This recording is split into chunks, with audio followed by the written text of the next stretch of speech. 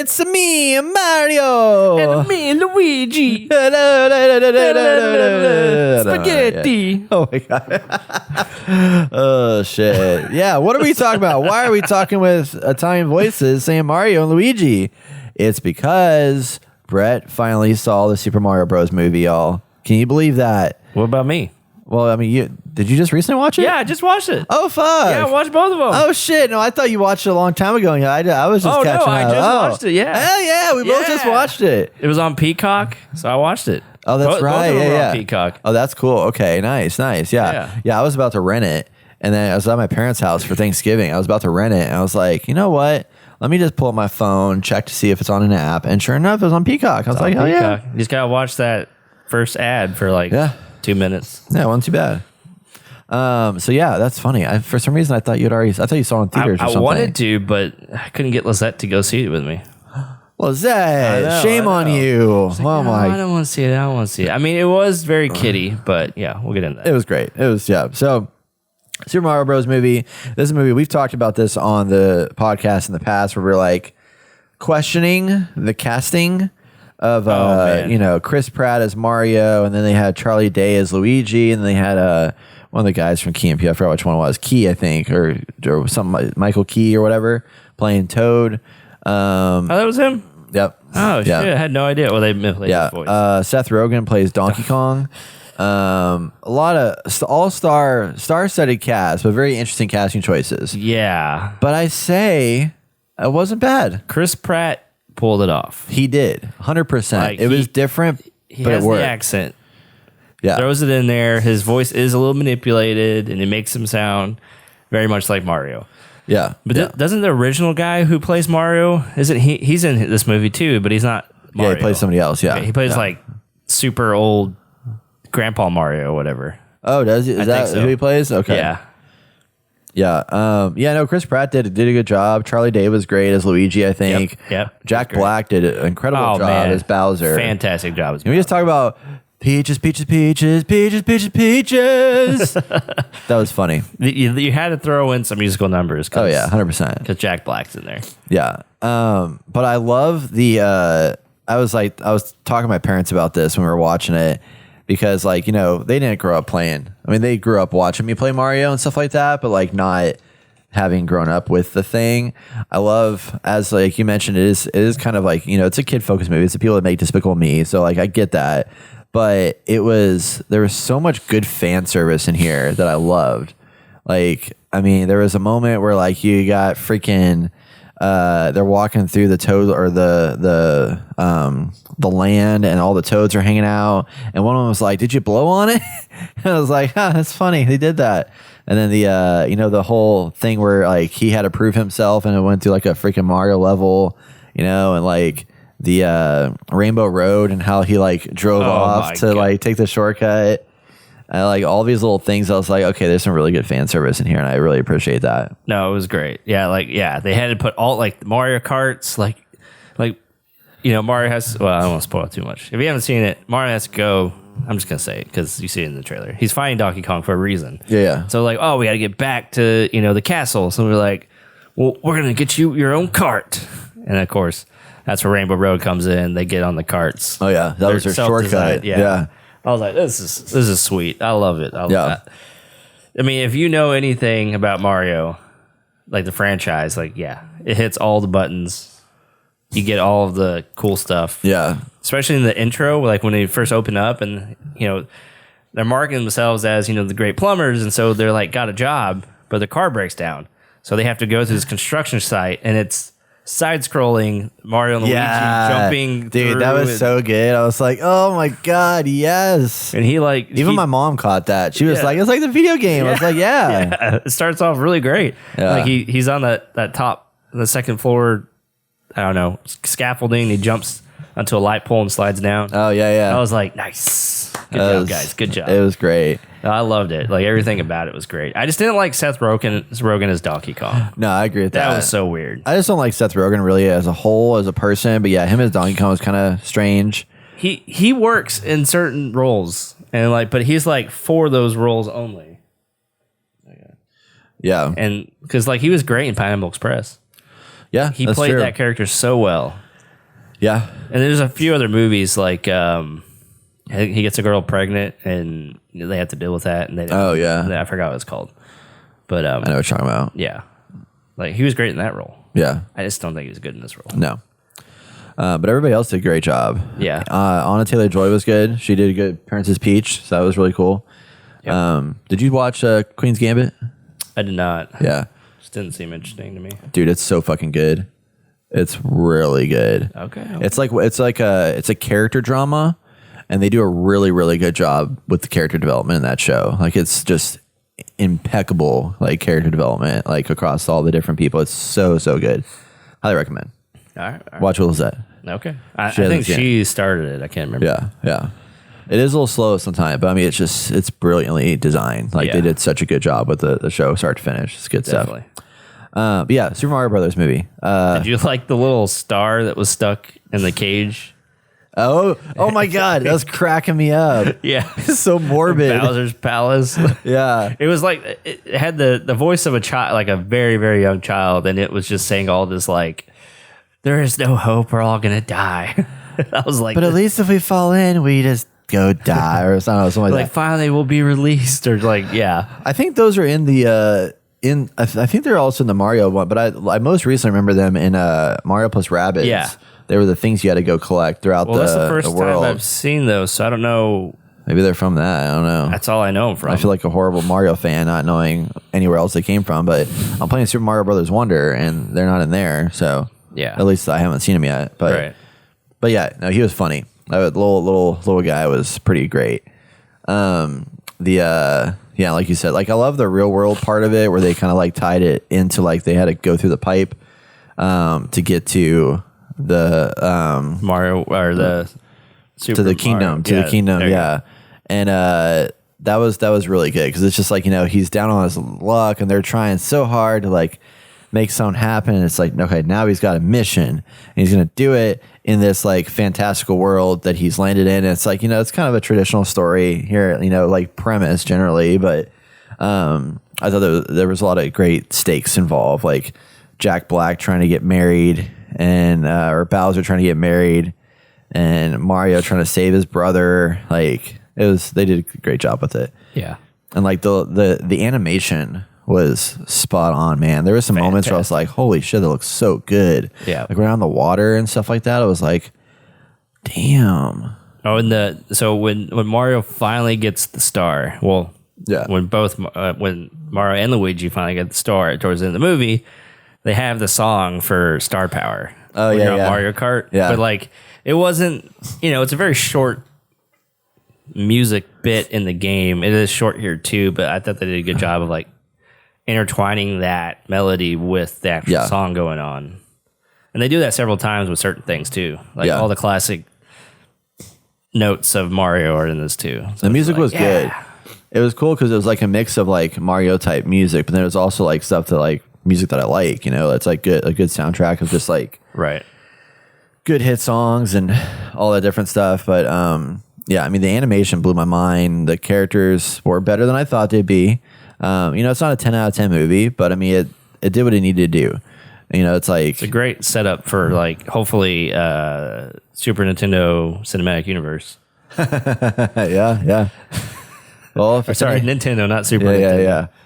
Well, if there's anything like the what is it? These guys like their Despicable Me people. I mean, they went down a rabbit hole with their Despicable Me franchise, you know, and Yes. made so many of them. So they might do that with this too. Who Well, knows? did they use the technology? Because I mean, they said that was basically the like house, the graphics house who made all the animation. Yeah. Yeah. Illumination. Yeah. Yeah. I was like, whoa. I didn't realize that. Yeah. That's pretty cool. Yeah. Yeah, they did a great job with it. That's crazy that Despicable Me is like what kind of Yeah. just. I see that everywhere now. I'm like, I'm sick of these little minions. Dude, I love the Minions. They're so good. Yeah. Yeah, but you can definitely see the art style too, because they definitely have a style with like the way they design their characters and stuff. True. You can definitely see it in here too. But yeah, Kind of piggybacking off of this franchise. Apparently, they're making a live action Legend of Zelda movie. Oh yeah, So when I heard that, I was like, No, God, no. And there's this one singer who says he wants to play Zelda, and I forget who it is. Who's married to Courtney? Who was in the Transformers movies? I can't remember. Fox? Megan Fox. When I say Courtney, I was gonna say Courtney Fox. Megan Fox. Her husband Machine Gun Kelly wants to play Zelda. Or sorry, No. Link wants to play Link. No. Yeah. Apparently, he did tweet like, "If I'm not Link, this movie shouldn't be made" or something. Oh, that's stupid. And I was like, if you put Machine Gun Kelly in there, I'm gonna be pissed. Yeah. First off, this shouldn't be a live action. It needs to be an animation movie, just like Mario. Like they could do so much with that and make it amazing. I just feel like they're gonna shoot I mean, themselves it could in the be foot. like Lord of the Rings, you know? No.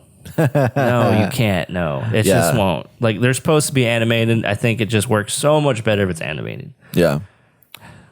That is fair. I mean, it will be weird trying to get used to it. I could see it being pulled off, but animation would be fun though. I mean, if they did it animated instead. Like, I just don't see how you make like who you get to play Link and Zelda. Like, just doesn't make sense, you know? Yeah. Yeah, I don't know, man. I just don't see who would ever be able to play it because I feel like Wait, look whoever they up. get, someone's gonna have a problem with it. Like 100%. Can you look up West Ball? West Ball. West, WES. And then last name Ball. He is listed as the director. I want to see what else he's done. He did Maze Runner. Oh, this is already bad. He's done Maze Runner. Okay. And Death Cure, whatever that is. Oh, that is Maze Runner. Yeah, all this is just he's offshoots just of done Maze Runner. So he's a visual guy. I'm not happy about this. I mean, he averages like a 6. Oh, he did Star Trek. Oh, he did the gag reel for Star Trek. Oh, Lord have mercy. This Well, is he not didn't good. direct those. What did he do? He was art department. Oh, let's see his 9 directing. Oh, well, I just took him off. Yeah. There we go. Yeah, add it back on. That's there you go. Yeah, see, he's also working on Planet of the Apes, dude. I mean, come on. Yeah, no, he's gonna be terrible. Jeez. It's a weird pick. Surprise. Like, why? What studio is this with? I mean, it's with Nintendo, but Yeah. I don't know. I mean, we've been on a roll lately with video game movies. You know, it's like video game movies and TV shows. I say on a roll, like 2, or 3. No, yeah, Twisted Metal was great. Did you watch Twisted Metal yet? no, I haven't. Dude, you should watch it. I heard it was good, but It's awesome. just I didn't see anything appealing to me. Go in with low expectations because it's not like amazing story, but it's a fun show. It's very, very fun. Well, I know Resident Evil, the Netflix show, Yeah. it didn't come out on top. And then what was there was a movie that came out recently. Welcome to Raccoon City. Is this the one? I don't know. Yeah, this one came out and it wasn't that good either. Yeah. But I guess Resident Evil movies generally aren't that great. No. I guess we won't judge it on that then. Yeah. They have a fan base somewhere, but not Yeah. for me. But Yeah.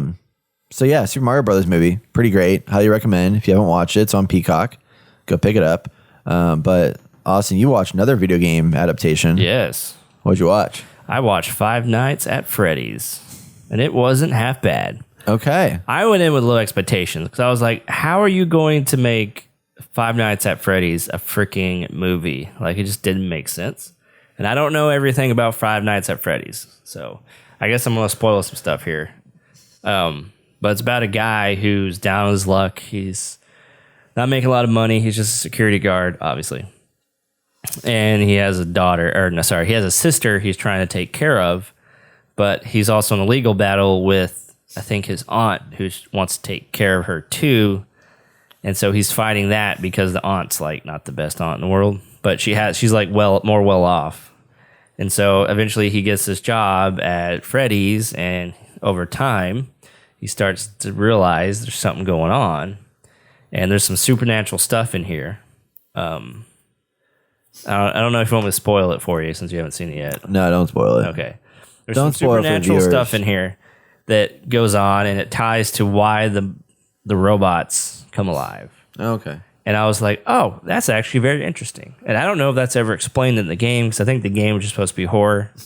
It's just like, oh, they're these robots that come alive. And for me, I thought it was like more like AI or something type thing.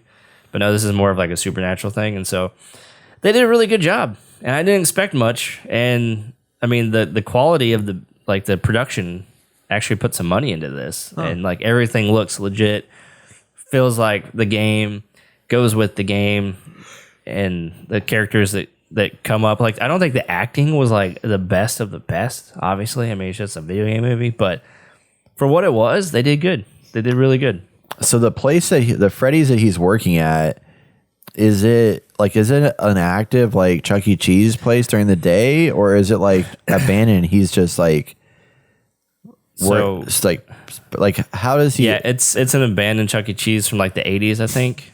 But how does he get a job here then? So apparently, he's told that someone owns the place, but they don't want it to close down, or like they don't want to shut it down. It's more like a nostalgia thing.